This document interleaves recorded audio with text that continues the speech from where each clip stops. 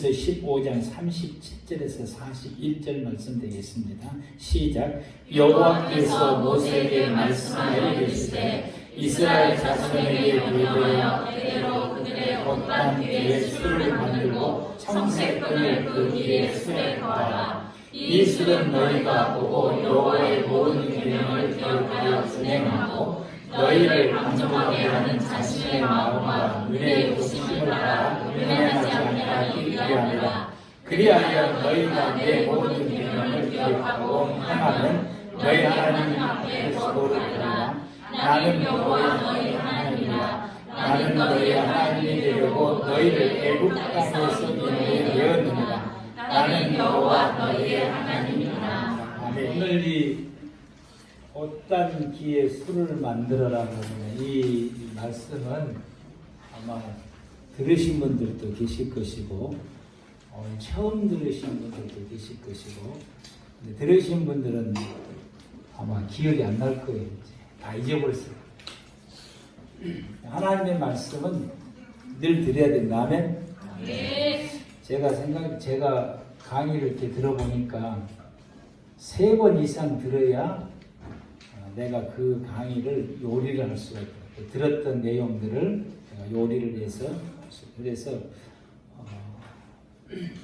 어떤 그 목사님이 옛날에 설교를 했던 것을 다시 했더니 장로님께서 옛날에 설교했던 포기꾸단 노트를 가지고 왔고 이거 몇 년, 몇 월, 며칠, 몇 번째 주일날 설교한 것입니다. 누군가가 나한테 그랬다고 한다면 그때부터서 지금까지 그 말씀대로 살았습니까? 라고 되물었을 것 같은데 여러분은 하나님의 말씀대로 받은 말씀대로 살지를 못하면 하나님이 끊임없이 우리에게 반복해서 말씀해 주십니다. 아멘. 네. 이렇게 말씀하는 거 지난번에 했더니 또 온다. 이 소리 하지 말아야겠어요. 자, 이스라엘 백성들이 평소에 입는 겉옷에다가 이제 그 끝에 술을 달아라라고 하는 말씀이 이 말씀이 오늘 본문 다시 돌아오고 오늘 본문 다시 돌아가면은 본문으로 그림 화면에 본문으로 다시 돌아가면은 여호와께서 모세에게 말씀하여 이르시되 그 다음 이스라엘 자손에게 명령에 대대로 그들의 옷단기에 뭘 만들고 술을 만들고 그리고 청색끈을 그 기에 술에 더하라. 그리고 이 술은 너희가 보고 여호와의 모든 계명을 기억하여 준행하고 너희를 방종하게 하는 자신의 마음과 눈의 욕심을 따라 음행하지 않게 하기 위함이다. 이것 때문에 그리고 그리하여 너희가 내 모든 계명을 기억하고 행하면 너희의 하나님 앞에 거룩하리라. 시작. 나는 여호와 너희 하나님이라. 나는 너희의 하나님이 되고 너희를 애굽 땅에서 인도해 내었느니라. 나는 여호와 너희의 하나님이니라. 아멘. 네. 이게 옷단이라고 하는 가운데 있는 거 옷단이고 저렇게 이제 달아서 이제 입는 것입니다. 근데 저 숄에도 이제 달아요. 숄에도 이제 달아서 하고 저 숄이 뭐 이불도 되고 뭐 바깥에 있을 때 저기 자기를 덮는 이불도 되고 저 숄이 저보다 더 큰 것도 있습니다. 그래서 저것도 이제 일반 평상복을 옷단술이 없는 옷을 입으면은 저 숄을 걸치고 다니는 그럼 저 숄이 겉옷이 되는 것입니다. 이렇게 이제 입고 다니게 되고요. 이렇게 생겼습니다. 이렇게 생겼고요. 그런데 이 의미가 나오는 거예요. 잘 보이십니까? 보면은 저 옷단술을 찌지트라고 말해요. 찌지트라고 하는데 찌지트가 이 글자가 있는데 원래는 이렇게 빗금쳐진 이렇게 빗금쳐진 것은 요드라고 써지는 건 모음.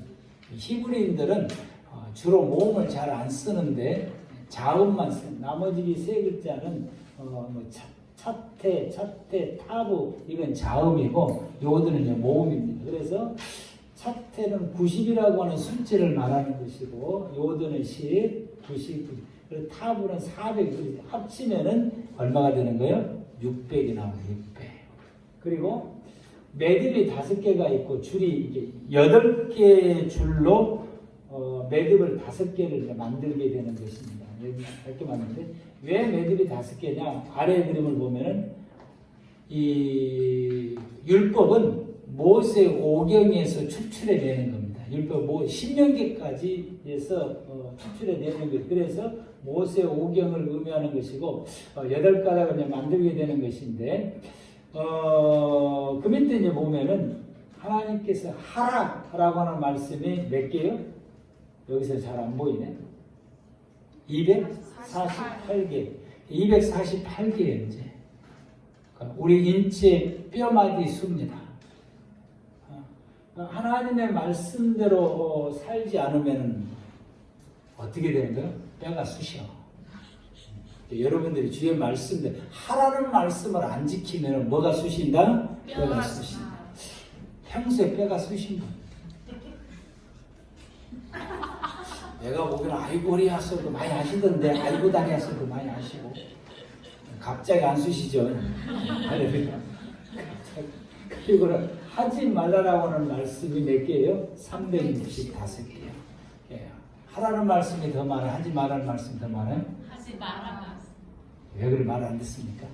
하지 말라는 건 아주 징그럽게 돼요. 너무너무 많이 해요. 이런 말씀인데 그래서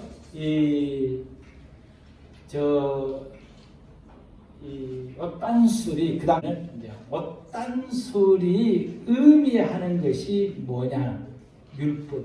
합치면은 613개라죠. 600 플러스 5 플러스 8을 합치게 되면은 613개인데 율법의 조항이 창세기에서부터서 신명기까지 하나님께서 우리에게 하라 하지 말라는 말씀을 다 추출해냈더니 율법이 613개 조항이에요.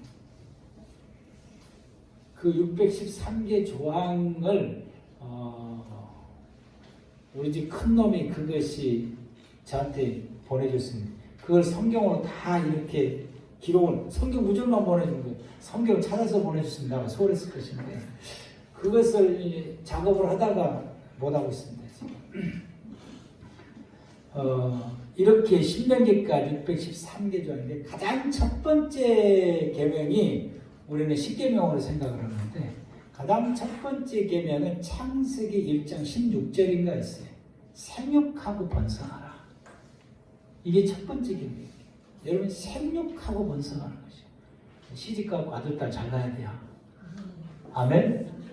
결혼 안 한다 생각은 지우야 돼요. 시집가고 아들, 딸 잘 낳아야 돼요. 생육하고 번성. 여러분이 가난하게 사는 것은 하나님의 계명이 아니에요. 어떻게 하든지 살림이 늘어나야 돼. 아멘. 재산이 늘어나야 돼. 여러분 경제의 수준이 자꾸 나아져야 돼.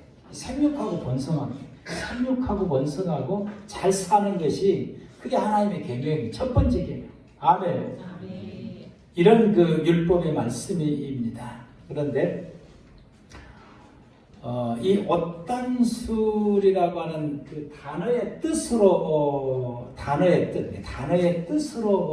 보게 되면은 그 단어의 뜻이 어떤 뜻을 가지고 있느냐게 되면은 끈 혹은 콧 이런 뜻을 가지고 있어요. 단어의 뜻으로 이제 보게 되면은 근데 율법은 이스라엘 자손에게 있어서 생명의 꽃이다 라는 뜻을 가지고 있어요. 어떤 술 그러면 율법은 이스라엘 자손에게 있어서 생명을 일으키고 생명을 불어넣고 생명의 삶을 살아갈 수 있게 하는 꽃과도 같다라고 말씀을 합니다. 그런데 이 어떤 술이 하나님의 백성들에게 있어서 크게 두 가지 의미를 주게 되는데 하나는 하나님과 나와의 관계 표시다. 오늘 말씀에는 여기 첫 번째 여기에 지금 해당되는 거예요. 말씀은 하나님과 나와의 관계 표시를 의미하게 되는 것이고 두 번째로는 자기 개인에게 예를 들면 제가 옷단술을 입었는데 이 옷단술의 옷이 누구 거냐가 굉장히 중요해요. 그건 뭘 말하냐면은 그 개인의 지위와 권위와 명예와 신용에 상징하게 되는 것입니다. 성경에 보게 되면은 이 요나단이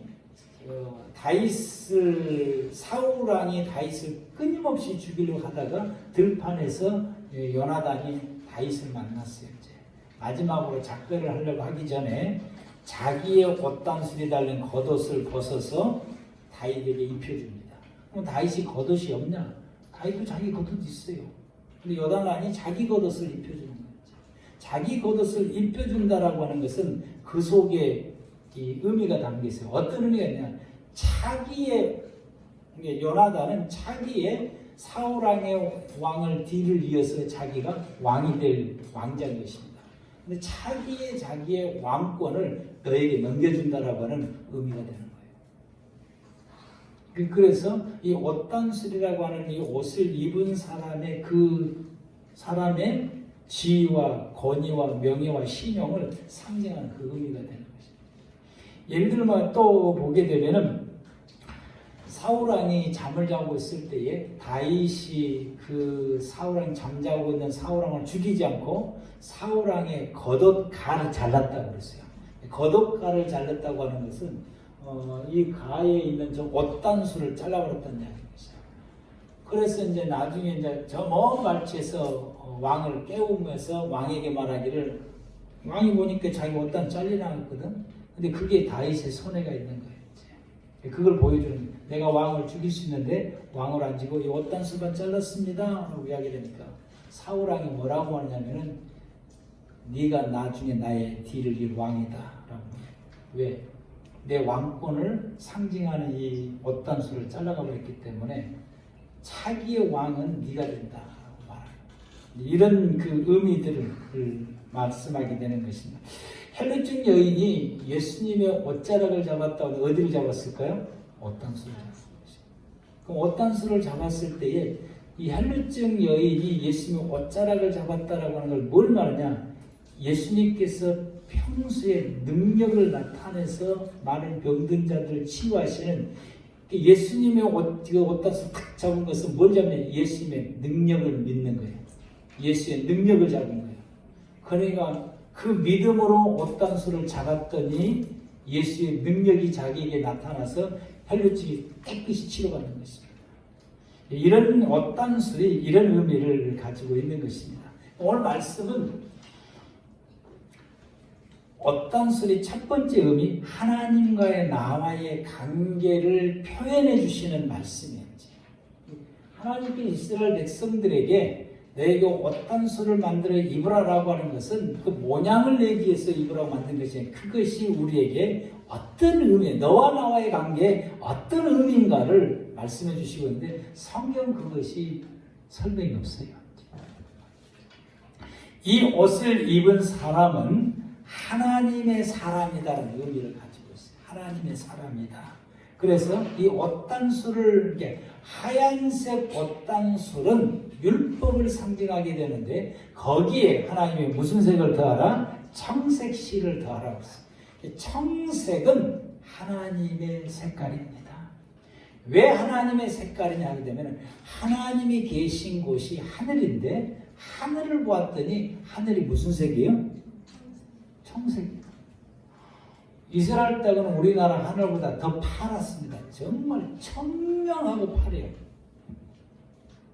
훨씬 더 청명하고 그 색깔이 뚜렷하게 드러나요. 그래서 하나님이 계신 곳, 그러면 하늘인데 그 하늘을 보니까 청색이니까 당연히 얘들이 이제 이미지가 하나님은 청색이다라고 이미지가 고쳐가 된 것입니다. 그래서 청색은 하나님의 색깔인 것입니다. 하나님을 상징할 때의 청색. 성전에 이 백성들이 기구들, 성전에 그 출애굽 시대 때에 이 성막으로 옮길 때에 이 성막에 있는 그 성전 기구들을 덮거나 쌀 때는 청색 보자기로 씁니다. 왜? 하나님의 것이다라고 하는 걸 자기들의 짐 가운데서 이건 하나님의 것이다라고 구분하기 위해서 청색 걸로 냈어요. 그래서 이 청색은 하나님께 속한 사람. 제사장이 마지막에 입은 그 대제사 입은 겉옷이 에봇이라고 하는데 그 에봇의 색깔은 청색인 것입니다. 이렇게 이 청색은 하나님께 속한 사람, 하나님의 사람 혹은 하나님의 자녀, 즉 하나님의 사람이라는 이야기인 것입니다. 저와 여러분들은 예수 그리스도의 옷을 입은 사람들입니다. 아멘? 예수 그리스도의 옷을 입은 것이 우리는 영적으로 무슨 색깔의 옷을 입은 거예요? 청색 옷을 입은 거예요. 옆 사람을 보십시오. 뭔 옷을 입었어요? 뭔 옷 입었어요? 고집생 뭔 옷 입었어요? 김지민 집생 봐봐 뭔 옷 입었니? 고집생 뭔 옷 입었냐고 보라고 뒤에 뭔 옷? 베이지색 따라서 한다. 다 청색 옷을 입었다. 난 청색 옷 입었다고 대답할 줄 알았어. 야, 팁을 줬는데 청색 옷은 우리 집 사람만 입은 것 같아. 여러분 다 청색 옷을 영적으로 봐야 돼. 아멘. 사람이 영적으로 못 보면 눈치라도 있어야지. 기껏이 청색이라고 말했고 하나님의 사람은 청색 옷 입은 사람이라고 청색이라고 말했고 오늘 하나님의 사람이라고 말했으니까 무슨 옷 입었다고요? 청색. 할렐루야. 이렇게 돼야 되는 거죠. 영적으로는 무슨 색을 입은 사람이야? 청색 옷을 입은 사람. 그래서 우리가 하나님의 사람입니다. 여러분 청색 옷을 영적으로 입지 않으면 오늘 누구가 못 되는 거예요? 하나님의 사람이 못 되는 것입니다. 오늘 이 본문의 말씀, 이 상황, 이 본문의 말씀 하나님이 주셨을 때에 이스라엘 백성의 그 상황이 이제 어떤 상황이냐라고 하게 되면 민수기 13장에서 14장부터서 봐요. 13장부터서 봐야 됩니다. 이스라엘 백성들이 가나안을 정탐을 했어요. 10사람이 아니야라고 말했고 2사람은 기야라고 말했는데 모두가 다 10사람 말을 듣고서 가나안 땅에 대해서 이제 다 꿈이 사라져 버렸어요. 그리고 10사람의 정탐했던 그 10사람은 현장에 와서 보고하고 난 다음에 재앙으로 죽었어요. 그 자리에서 죽은 거죠. 2사람은 여호수아 갈렙만 살아남고 나머지는 죽었어요.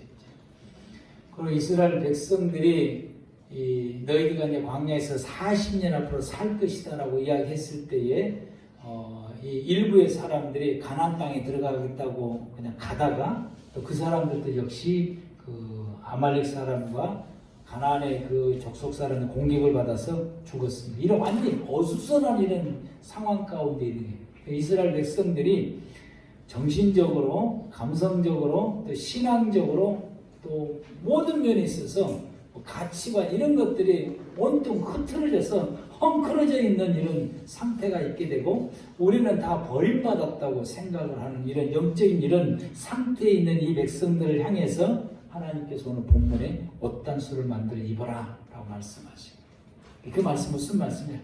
너희는 여전히 내 사람이다. 너희는 여전히 내 백성이다. 너희는 내 자녀고 내 사람이다 라고 고백합니다. 우리가 신앙생활을 이렇게 하다 보게 되면은 실수해서 큰 죄를 지을 때가 있어요. 우리 실수해서. 또 우리가 신앙생활을 하다 보게 되면은 예기치 못했던 그 어려움을 겪을 때가 있어요. 사업이 망한다든지 하여튼 가정에 어떤 일이 생기면 예기치 못하는 이런 일, 내가 감당할 수 없는 그런 큰 일을 우리가 안 만나야 되는데 인생은 그렇게 만날 수 있어요. 내가 예기치 못하는 실수를 해가지고 그것이 내 인생의 구렁텅이에 갈 수밖에 없고 패가망신할 수밖에 없고 모든 사람 앞에서 내가 아주 못실 사람에 대해서 얼굴 두고 다닐 수 없는 그런 상황이 내가 한 번 실수로 인해서 오는 경우도 있어요. 내 삶이 완전히 이 도시에서 살 수 없는 그런 상황이 올 때도 있어요. 그렇게 되면 우리가 어떻게 되냐? 혼란이 와요. 우리가 혼란이 오게 되고 하나님 안에서 내가 살기도 벅차게 되고 교회를 나와야 될지 말아야 될지 목사님 얼굴 봐야 될지 말아야 될지 우리 성도님들 얼굴 보기도 부끄럽기도 하는 이런 상황이 우리가 접할 때도 있어요. 이때 하나님 우리에게 여전히 우리에게 말씀하십니다. 너는 내 아들이다. 너는 내 딸이다. 너는 내 백성이다. 여러분 이런 상황이 왔을 때에 하나님의 이 음성을 들을 줄 알아야 됩니다.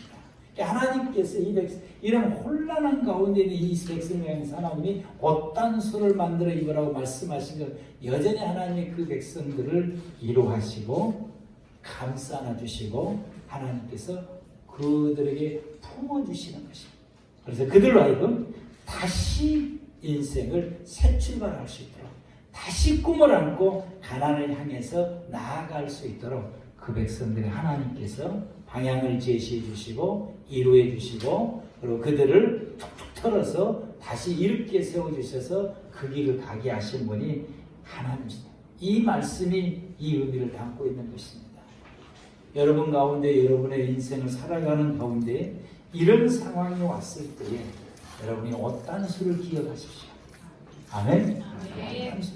그래, 나는 그래도 하나님이 나를 용서해 주시고 예수 그리스도의 피로 용서해 주시고, 그래도 하나님께서 나를 다시 위로해 주시고, 다시 나를 손잡아 주시고, 다시 나를 일으켜 세워 주시고, 다시 하나님의 나를 향해서 다시 걸어갈 수 있도록 하나님이 나를 일으켜 주시는 거야. 그래서 여러분이 옷단수를, 이때 옷단수를 기억하시고 여러분이 하나님 앞에서 회개하고 돌이키고 그 하나님 손 붙잡고 다시 일어설 수 있는 우리 꿈에 사랑하는 모든 성도들 되시기를 바랍니다. 이 하나님의 사람들은 자신의 삶을 생활해 갈 때에 어떻게 사는 사람들이냐? 8가닥의 흰색을 우리가 기억해야 됩니다. 그것은 하나님의 말씀대로 사는 것이다. 그래서 이 찌찌뜨라고 하는 이름을 붙이는 것, 이 옷단수를 찌찌뜨라고 이름을 붙이는 것은, 이 이스라엘 백성들이 이렇게 이름을 하나님 붙이게 하시는 것은, 너희는 내 사람인데 너희는 나의 말, 하나님의 말씀을 따라 살아가는 사람들이다. 그래서 하나님의 사람은 어떤 사람들이냐? 하나님의 사람은 하나님의 말씀으로 사는 사람들이에요. 아멘? 우리는 하나님의 사람. 우리 모두 아멘. 우리는 어떤 사람 삶을 사느냐? 우리는 하나님의 말씀으로 살아가는 사람들인 것입니다. 우리 어떤 소리 율법을 상징하게 되는 그 율법은 하나님의 말씀. 그래서 이스라엘 백성이 율법은 하나님의 말씀을 지켜가는 데 있어서 최소한의 율법은 지켜야 된다. 율법이 613개 조항이 있지. 그것이 너무 복잡하면 그 다음에 하나님 주신 것이 적어도 10가지는 지켜야 된다. 그거 여러분 십계명입니다. 십계명을 풀어놓는 것이 613개 조항인 것이에요. 이 옷을 입은 사람은 하나님의 말씀으로 살아가는 사람이라고 하는 것입니다. 여러분이 삶을 살아가는 데 있어서, 내가 삶을 살아가는 데서 표준, 뭘 기준 삼아서 우리는 살아가십니까? 그것도 없을 때가 많아요. 그것도 없이 그냥 무작정 살아가죠. 대다수 사람들은 내가 살아가는 삶의 기준, 표준이 있어야 되는데 이 표준도 없이 살아가는 사람들 있어요. 그건 세상 사람들이 그렇게 하는 것이고, 믿음의 사람들은 내가 살아가는 삶의 표준이, 그 표준이 뭐예요? 하나님의 말씀이에요. 아멘? 아멘. 지금까지 없었다고 한다면 여러분들이 하나님의 말씀을 표준으로 삼으시길 바랍니다. 성경을 다른 말로 말하면 정경이라고 이름을 붙여요. 정경. 이 정경이라고 하는 이 용어가 성경을 구분하는 그 표준인 거예요. 그 구분을. 그런데 이 정경이라고 하는 이 헬란 말에 는 캐논이라고 말하는데 이게 무슨 뜻이냐면 자라고 하는 표, 자. 여러분 우리가 여기서 여기까지가 눈으로 대충 눈대중으로 보면은 한 1m 120cm 되려나? 뭐 이 정도 이제 뭐 대충 보면 그래요. 근데 이것이 정확하진 않죠. 이게 정확하려면은 뭘 돼야 되는 거예요? 자를 돼야 되는 거예요. 그래서 정경이라고 하는 것이 자라고 하는 뜻을 가지고. 그러면은 사람들이 살아가는 삶이 이 사람이 바르게 산지 바르게 살지를 못한지 우리가 그거 보면은 정확하지를 못해요. 뭘 보면 정확하냐? 하나님의 말씀을 딱 대놓고 보면은 이게 정확하게 바르게 살았는지 바르게 살지를 못했는지가 정확하게 판단이 되고 구분이 된다. 그래서 하나님의 말씀이 사람이 살아가는 표준인 거예요. 그래서 하나님께서 하나님의 백성들에게 뭘 주신 거예요? 말씀을 주신 거죠. 하나님께서 사람을 아담화를 최초로 아담을 지으시고 하나님이 그 다음에 선악과를 주신 거죠. 이 선악과는 하나님의 말씀이에요. 그래서 최초로 지은 하나님께서 이스라엘 백성이 하나님의 사람들에게 아담에게 최초로 하나님께서 주신 말씀이 선악과인 것입니다. 먹지 마라. 먹으면 반드시 죽는다. 라고 하나님의 말씀. 이스라엘 백성들이 출애굽을 해서 시내산에 왔을 때에 하나님께서 그 백성들에게 주신 것이 뭐냐? 십계명과 그들이 지켜야 될 신입법과 그들이 하나님 앞에 제사를 드릴 제사법과 그들이 하나님 앞에서 거룩하게 생활해야 될 정결의 법, 이런 그 말씀들을 말씀을 주신 게 말씀을.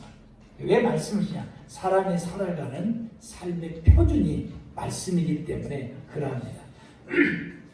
그러므로 여러분, 우리가 하나님의 사람은 뭘로 살아야 된다? 말씀으로. 아멘. 우리는 뭘로 사는 사람들이요? 하나님의 말씀으로 사는 사람. 말씀이 내 삶의 표준이 되어야 되는 것이에요. 하나님의 말씀. 내가 가지고 있는 내 상식이 내 삶의 표준이 아니라 내가 열심히 배웠던 세상의 학문이 참고는 되지만은 내 삶의 표준은 아니에요. 이런 모든 내가 알고 있는 모든 지식들은 내가 살아가는 삶의 표준은 참고는 되는 참고. 그 참고 상황이지. 교과서는 아니고. 교과서는 성경입니다. 아멘. 아멘. 그래서 하나님의 사람에게 있어서 우리 스스로가 내가 하나님의 사람이라고 여러분들이 믿고 자부하고 계신다고 한다면 내 삶의 교과서는 하나님의 말씀이다. 이걸 부여잡는 저와 여러분들 되기를 바랍니다. 이 말씀대로 살아가는 사람이 어떤 사람이냐? 거룩한 자다라고 말씀을 하게 됩니다. 하나님의 사람은 거룩하게 살아가는 사람들. 레위기서 19장 2절 말씀에 하나님께서 이스라엘 백성에게 하신 말씀이 내가 너를 불러냈다라고 말씀하시고 너희는 거룩하게 살아라. 왜 거룩하게 살냐? 내가 거룩하니까. 믿음의 성도들은 거룩하게 살아야 되고 거룩한 사람이 되어야 됩니다. 왜? 하나님이 거룩하시니까. 그분과 함께 천국에서 살아가고 이 땅에 생활할 때도 하나님과 함께 동행하며 살아가면은 내가 거룩해야 하나님과 함께 살아갈 수 있어요. 그분이 거룩하니까. 그래서 여러분, 우리가 거룩하게 생활해가는 저와 여러분들 되길 바랍니다. 오늘 그 말씀 중에서 너희를 방종하게 하는 자신의 마음과 눈의 욕심을 따라 음행하지 않게 하기 위함이라. 이 거룩하려면은 방종하지 않아야 되고 거룩하려면은 마음과 눈의 욕심을 따라 음행하지 않아야 된다라고 말씀하십니다. 이 음행이라고 하는 것이 뭘 의미하냐면 성경에서 나오는 이 음행이라고 하는 단어들이 참 많이 나와요. 음행이라고 하는 단어가 많이 나옵니다. 이것은 남녀간의 그릇된 그 사랑을 표현하기도 한데 그러나 그런 것을 개입을 시켜서 하나님께서 어떻게 표현하시냐면 우상숭배입니다. 우상숭배를 영적으로 음행했다라고 합니다. 그래서 우상숭배고 자신의 욕심을 따라서 그 우상숭배를 하게 되는 거죠. 그래서 사람들은 자기 욕망 때문에 하나님을 버리고 우상숭배하게 됩니다. 하나님을 떠나서 세상으로 나가는. 그것은 거룩하지 못하고 타락한 것입니다. 우상숭배하면 타락한 것이고 하나님을 떠나면 그건 거룩함을 잃은 것입니다. 거룩하라고 하는 이 말씀은 하나님 안에 머무는 것을 거룩하다라고 말씀을 하게 된 것입니다. 그래서 저와 여러분들은 하나님의 사람이고 하나님의 사람은 거룩한 삶을 살아요. 거룩한 삶을 산다라고 하는 건 누구 안에 사는 거예요? 하나님 안에서 사는 거죠. 아멘? 하나님 안에서. 하나님 안에서 사는 것은 어떤 삶이냐? 말씀 따라 사는 삶이죠. 내가 하나님 안에 삽니다 라고 말하는 사람이 보편적으로 성도들이 나는 하나님 안에서 삽니다. 못 갖고 예배드리기 때문에, 예수를 믿기 때문에, 교회를 다니기 때문에, 이것이 우리가 하나님 안에서 사는 거 또 하나의 증거가 되는데, 그러나 본질적으로 나는 하나님 안에서 사는 거룩한 사람이다 라고 말할 수 있으려면 뭘 갖고 말이냐? 말씀대로 살아가는 사람들. 말씀대로. 그래서 우리가 오늘 본문 말씀을 이렇게 이제 보게 되면은 40절 말씀을 우리 여러분 한번 보겠습니다. 40절 말씀. 시작. 그리하여 너희가 내 모든 계명을 기억하고 행하면 너희 하나님 앞에서 거룩하리라. 어떻게 하면은 말씀대로 행하면 하나님 앞에 거룩해진다. 우리 하나님 앞에서 거룩해지는 것이 뭐냐? 말씀대로 생활하는 것입니다. 그래서 하나님의 사람의 특징이 뭐냐? 하나님의 사람의 특징, 하나님의 사람에게 요구한 게 뭐냐? 하나님이 거룩. 아멘. 우상 따라가지 아니하고 욕심 때문에 우상 따라가지 않고 그 욕심을 꺾어서 하나님 안에서 살아가는, 즉 하나님 말씀대로 생활해 가는 것이다 라고 말씀합니다. 이렇게 하나님 말씀대로 생활해 갈 때에 우리의 모습 속에서 하나님을 닮은 하나님의 모습이 드러나는 것입니다. 이 시대 사람들이, 하나님의 사람들인 성도들에게 요구하는 게 뭐냐? 하나님을 닮은 하나님의 사람을 요구한다라고 하는 것입니다. 세상 사람들은 교회를 요즘 아주 엄청나게 요구합니다. 예수 믿는 사람을 향해서 아주 우리가 너무 기분 나쁠 만큼 표현을 쓰면서 교회와 성도들을 욕을 합니다. 심지어는 목사님에게 대해서도 아주 신랄하게 비판하면서 욕을 합니다. 세상의 사람들이 그렇게 교회를 향해서 욕하는 것은, 욕하는 그들을 우리가 나쁘다, 기분 나쁘다라고 말할 것이 아니라 우리가 그만큼 거룩하지 못하다는 이야기인 것입니다. 그들의 세상 사람들이 바라보는, 교회를 향해서 바라보는 그 수준만큼 우리 믿음의 성도들과 교회와 그리고 주의 종들이 그들이 바라보는 수준만큼 우리가 거룩하지를 못하다는 것입니다. 우리는 회개하고 돌이켜야 된다라고 하는 사실인 것입니다.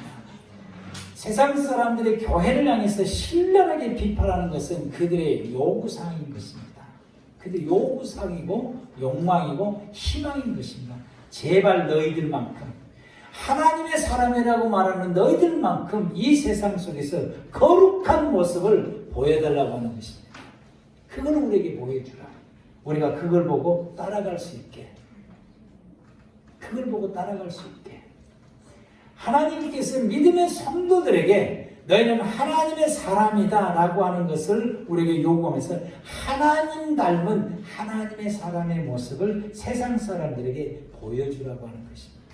그것이 우리의 사명인 것입니다. 우리는 하나님을 닮은 모습을 세상 사람들에게 보여줘야 되고, 이것이 거룩함이라고 하는 것입니다.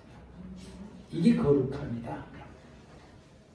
그래서 우리는 세상 사람들이 교회와 우리와 또 우리 자신을 향해서 누군가가 이런 비판의 소리를 할 때에 우리는 그들을 기분 나쁘다라고 생각하고 기분 나쁘다고 말할 것이 아니라 하나님이 나에게 거룩하라고 말씀하시는 하나님의 음성으로 들어야 되는 것입니다. 그렇게 들어요. 우리는 그렇게 듣지를 못해요. 모든 교회와 성도들과 매스컴과 교회 모든 단체들이 이렇게 말하는 세상 사람에서 나쁘다고 말하지, 그렇게 말하는 그들 향해서 나의 거룩하지 못하고 타락한 나를 지적해줘서 고맙다라고 말하고 또 그 음성을 하나님의 음성으로 듣지를 못한다라고 하는 것입니다. 우리는 하나님의 음성을 듣는 저와 여러분들 되기를 바랍니다. 오늘 성경에 유명한 사마리아 사람의 선한 사마리아 사람의 비유를 우리는 잘 복음 10장 30절에서 35절에 기록되어 있습니다. 어떤 한 사람이 강도를 만나서 쓰러져 있습니다. 내인이 이걸 보고 그냥 성전을 향해서 갔다고 했어요. 제사장도 이것을 보고 그들을 돌봐주는 것이 아니라 성전 향해서 갔다고 한 것이죠. 근데 사마리아 사람이, 그들이 가장 무시하고 멸시하는 사마리아 사람이 이걸 보고 그를 도와줘서 그를 살려냈다. 사마리아 사람이 일이 없어서 그랬을까? 사마리아 사람은 어떤 사람이에요? 장사하는 사람으로 기록되어 있어요. 장사, 상업하는 사람. 사마리아 사람도 상업하는 자기 일이 있는 것이고, 제사장은 성전에 가서 제사를 드릴 자기 일이 있는 것이고, 레위는 그 성전에서 제사 드릴 때 그걸 도와야 될 자기 일이 있는 것이죠. 이 말씀은 무슨 말씀이냐? 직무수행보다 직무수행. 이들이 레위인과 제사장이 이걸 보고도 그냥 간 것은 자기들이 성소에서 해야 될 직무 때문에 그런 것이죠. 직무보다도 하나님을 닮은 모습으로 사는 것이 우선이다. 이 사마리아 비유가 그걸 말씀하고 있는 것이죠. 우리는 직무를 충실히 하려고 하기 때문에 하나님을 닮은 모습을 우리가 드러내고 보여주지를 못하는 경우가 너무 많이 있습니다. 사마리아 사람도 장사일하는 것이 자기의 직무예요. 근데 그것을 제쳐두고 이 사람을 돕는 일을 먼저 한 것입니다. 예수님이 이 비유의 말씀을 하신 것이 바로 이것입니다. 사람의 직무 수행하는 게 가장 중요한데 그 직무 수행보다도 더 중요한 것이 하나님 닮은 모습으로 사는 것이다. 저와 여러분들이 세상에서 생활해 갈 때에 우리는 다양한 일을 하고 여러 가지 바쁜 일 너무 많아요. 급해야 될 일도 많고 해야 될 일도 많고. 근데 우리가 일하는 것보다 어떤 업무를 진행하고 우리가 생활해 가는 그 어떤 것보다 우선되어져야 되는 것이 내 모습 속에서 하나님 닮은 모습을 드러내고 그것을 실천하는 것이 그게 가장 최우선이다라고 하는 말씀이 사마리아 비유를 통해서 예수님이 우리에게 주시는 것입니다. 왜? 그것이 우리로 하여금 거룩함을 드러내기 때문이죠. 하나님의 사람은 거룩해야 하는 것. 그러면 이 거룩함을 우리가 유지할 수 있고 이 거룩함을 드러내고 우리가 거룩한 사람이 되는 게 뭘로 가능하냐? 말씀대로 행할 때. 아멘? 말씀 따라 살면 우리는 거룩해지는 것이죠. 말씀 따라 살면 하나님의 모습을 드러내는 거룩한 사람이 되는 것입니다. 40절 말씀에 너희가 내 모든 계명을 기억하고 행하면 너희 하나님 앞에 거룩하리라.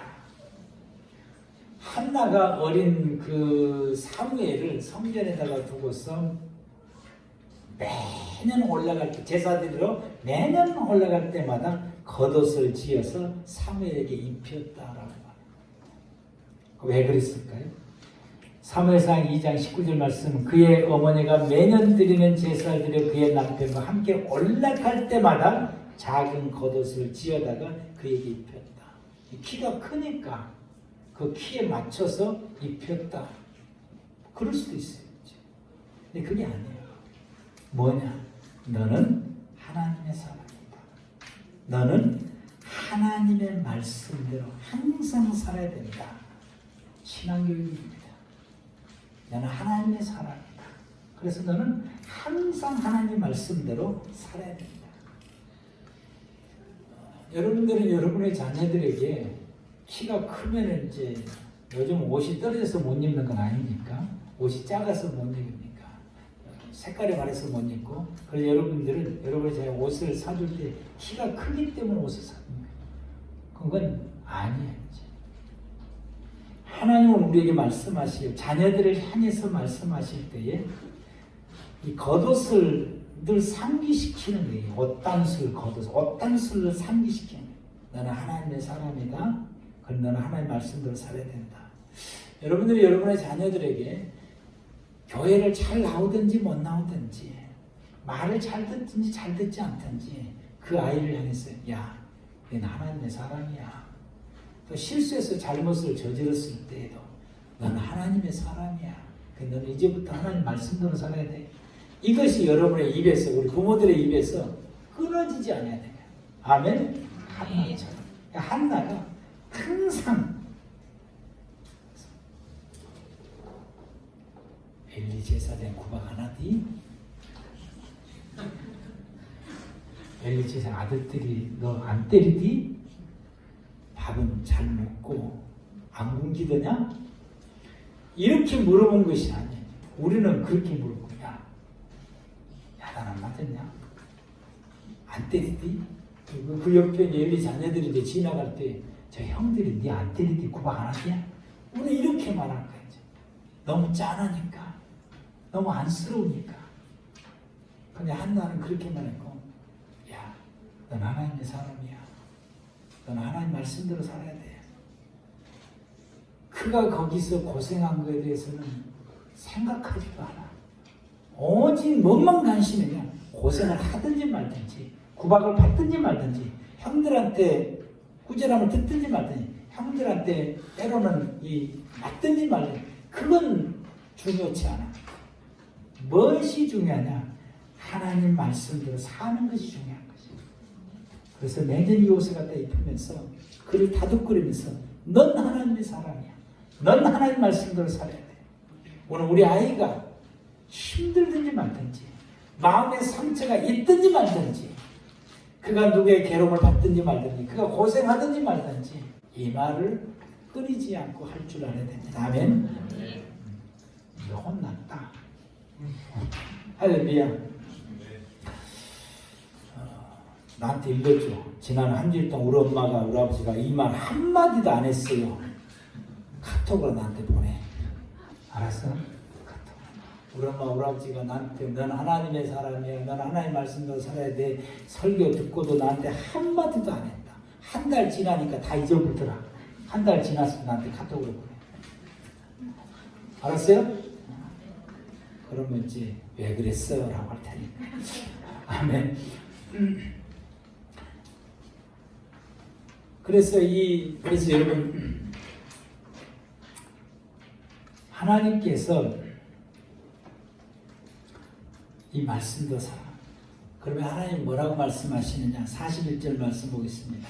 41절 시작. 나는 여호와 너희 하나님이라. 나는 너희 하나님이 되려고 너희를 그 땅에서 인도해 내었느니라. 나는 여호와 너희 하나님이니라. 아멘. 하나님께서 이렇게 강조하시고 이렇게 말씀하시고 제 성경 그대로 놔두세요. 이렇게 말씀하신 것은 난 네 하나님이다. 내가 왜 너희를 애굽에서 끌어냈느냐? 내가 네 하나님 되려고. 아멘. 여러분을 하나님께서 왜 불러내서 예수 믿는 성도가 되게 해주셨느냐? 예수 믿는 성도가 되게 하는 것은 하나님이 내 하나님 되려고. 아멘. 하나님께서 내 아버지 되시려고. 하나님 내 아버지 되시려고. 내 하나님 되시려고 했다라고 말씀을 하시게 된 것입니다. 하나님께서 성도들과 하나님이 함께 하셔서 성도들과 함께 동행하며 살아가는 것이 하나님이 우리를 향한 하나님의 목적이었죠. 그래서 출애굽기 25장 8절에 하나님 이스라엘 백성들에게 나를 위해서 내가 성전 지으라. 그러면 내가 너희와 함께 하겠다. 성전을 우리 지으라고 하는 것은 하나님 우리에게 말씀하신 하나님이 나와 함께 하시고 그러니 예수 믿는 성도들을 향해서 고린도서 3장 16절에 너희가 하나님의 성전이다 라고 말씀하신 것은 하나님이 나와 함께 하시래요. 하나님께서 우리로 하여금 거룩한 자가 되라. 하나님 안에 있는 거룩한 자가 되라는 건 하나님이 항상 나와 함께 하시래요. 아멘. 그래서 내 하나님이 되시려고. 아멘. 하나님은 내 하나님이 되시려고. 그러면서 하나님께서 나는 너의 하나님이다. 나는 너의 하나님이다. 이걸 늘 강조하세요. 나는 너의 하나님이다. 나는 너의 하나님이다. 라고 하는 것을 늘 강조하세요. 이 백성들이 이 광야에서 순식간에 이것을 소용돌이 속에서 그들의 생각 속에 뭐가 사라졌냐? 여호와 하나님의 가야 내 하나님인가? 이게 사라져버린 거예요. 그럴 때 하나님께서 어떤 수를 통해서 하나님 말씀하시기를 너는 내 하나님, 나는 너의 하나님이다. 나는 내 하나님이다. 이것을 다시 주입을 시키고 다시 강조하면서 그들에게 난 너 하나님이야. 난 너희들 애굽에서 끄집어낸 자들이야. 난 너희들 애굽에서 끄집어낸 내 하나님이 맞다. 라고 다시 한번 신앙을 확립시켜 주시는 말씀입니다. 우리가 우리의 신앙이 흔들려서 하나님 내 하나님 맞는지, 때로는 우리가 하나님이 나를 버리지는 않으셨는지, 우리는 이 어려움을 겪게 되면 성도들이 가장 첫 번째 생각을 가지고 하나님 날 버렸는가? 하나님 나 떠났는가? 이런 생각을 우리가 가장 첫 번째 가지게 돼요. 그럴 때마다 여러분들이 뭘 기억하면 됩니까? 어떤 수를 기억해야 되지? 그래, 하나님은 내 하나님이야. 아멘. 그래서 우리로 믿음의 성도들이 항상 하나님 앞에 기억하고 고백해야 되는 것은 여호와는 나의 하나님이시다. 아멘. 여호와는 나의 하나님이시다. 예수 그리스도의 보혈의 피는 항상 나의 모든 죄를 씻어주신다.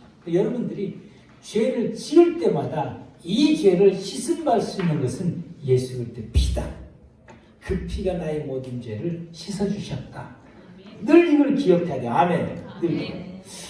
여러분들이 하나님 앞에 잘못해서 또 하나님 여러분 곁을 떠났다라고 생각할 때 아니야. 하나님은 나의 하나님이시다 라고 하는 것을 기억하고 하나님은 내 하나님이다 라고 고백을 하셔야 돼요.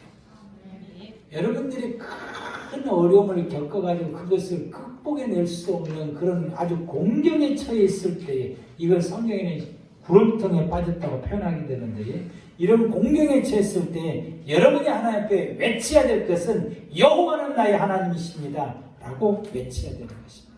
하나님 내 하나님이십니다. 왜? 여호와는 나의 하나님이다 라고 외치는 것은 나를 이 구름통에서 건져내실 분은 하나님 한 분뿐입니다 라고 고백하는 것입니다. 그래서 여러분이 하나님을 존경하시면 예배를 드리셔야 돼요. 예배 속에는 하나님을 향한 존경심이 묻어나게 되는 것입니다. 여러분이 하나님을 존경하면 여러분의 입술에서 찬양이 끊어지지 않아요. 여러분의 찬양에는 뭐가 들어있어야 돼요? 내가 하나님을 경외하고 하나님을 높이며 존경하는 그 마음이 내 찬양 가운데서 묻어나게 되는 것입니다.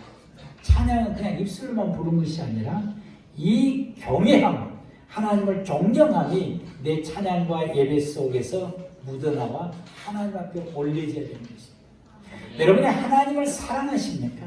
하나님을 사랑하면 하나님 말씀을 순종하고 그 말씀을 따라 사는 것입니다.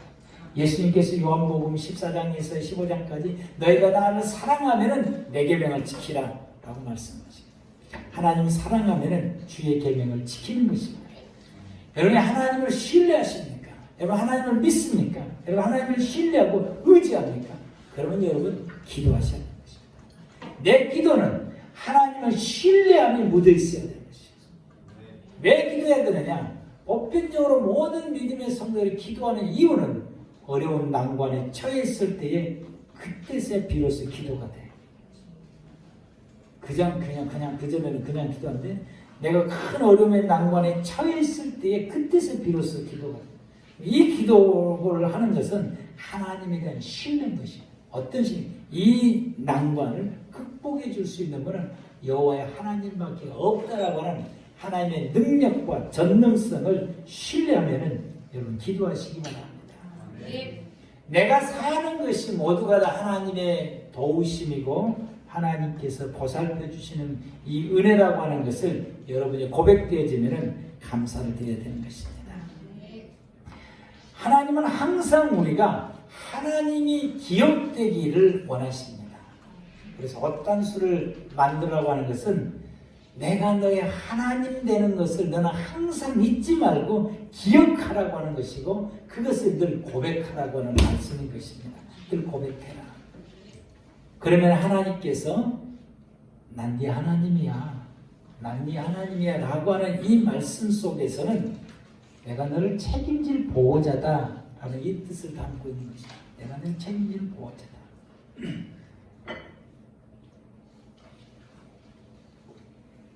하나님이 언제 가장 기분 나쁘신 하기 때문에 하나님의 사람들의 모든 삶을 도와주고 보살피고 구원해주고 건전해주고 공급해주고 모든 게 하나님이 그렇게 해주겠다는. 그래서 내가 네 하나님의 이 말은 네가 어려울 때 내가 도와주고 내가 구렁텅이 빠진 데 건져주고 먹을 거 있을 때 내가 다 공급해주고 적대면을 공격할 때 내가 다 막아주고 그것을 내가 하겠다는 것이요. 그게 내가 네 하나님이다 이 말인 것이요. 근데 이스라엘 백성들이 그걸 믿으면 그걸 인정하면 그래 여호와 나의 하나님이다 라고 말하게 되면 이런 상황이 왔을 때 하나님께 기도하는 것이 맞고 도움을 요청하는 것이 맞아요. 근데 바알에 가가지고 우리가 어려움을 처했습니다. 우리 도와주시오. 하나님 입장에서는 이거 엄청나게 기분 나쁜 것이에요. 그래서 그때 하나님 말씀하시길 내가 네 아버지다니까 내가 네 하나님이다니까. 마치 여러분의 자녀들이 여러분의 엄마 아버지가 여러분들 도움을 이미 줘야 될 그 어머니 아버지인데 그 어머니 놔두고 이웃집 아저씨한테 가갖고 도움을 요청하면은 아버지들 입장에서는 엄청나게 기분 나쁜 것이에요. 이 말씀 속에가 그걸 담고 있다라고 하는 사실인 것입니다. 내가 네 하나님이야. 앞으로 네가 어려우면 나한테 이야기해. 먹을 거 필요하면 나한테 이야기해. 필요한 거 있으면 다 나한테 이야기해. 내가 네 아버지야. 내가 네 하나님이야. 나한테 이야기해 이 말이죠. 우리는 하나님께 구하는 자가 되시길 바랍니다. 아멘. 하나님께 의지하는 자가 되시길 바랍니다. 아멘. 하나님이 우리에게 네 하나님이다라는 것은 하나님이 나를 돌봐주시고 공급해주시고 채워주시겠다는 하나님의 보장입니다. 내가 다 해주겠다고 하는 보장인 것입니다. 하나님은 왜 나와 함께 하시길 원하십니까? 왜 함께 나와 함께 하기 왜 원하십니까? 날 돌봐주시려고. 여러분의 자녀들과 왜 함께 살고 하십니까? 도와주려고. 그들을 보살펴주려고. 그들에게 힘이 되어주려고. 여러분의 자녀들이 어려울 때 가장 먼저 달려갈 수 있는 사람들은 어머니 아버지. 내가 어려울 때 가장 나에게 먼저 다녀올 수 있고 가장 마음을 쓸 수 있는 사람들은 어머니 아버지. 바로 하나님이 이런 분이시죠. 하나님이 이렇게 말씀하시는 것은 바로 이 뜻을 담고 있다라고 하는 것입니다. 우리 모두가 다 어떤 수를 기억합시다. 아멘. 어떤 수를 만드십시오. 기도하시겠습니다.